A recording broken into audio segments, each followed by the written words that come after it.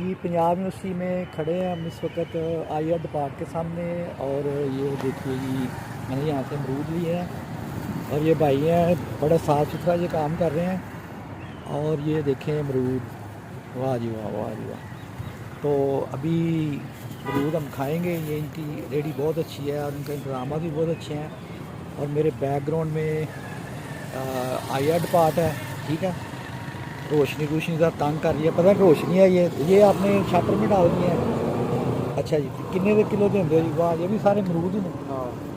वाह जी वाह, वाह जी वाह। ये देखें, ये जो सहूलत पंजाब यूनिवर्सिटी में मिल रही है ये आमतौर पर तो नहीं मिलती है। ताज़ा भी अमरूद हैं और बड़े अच्छे अमरूद हैं। तो की भाव है जी? 200 रुपये।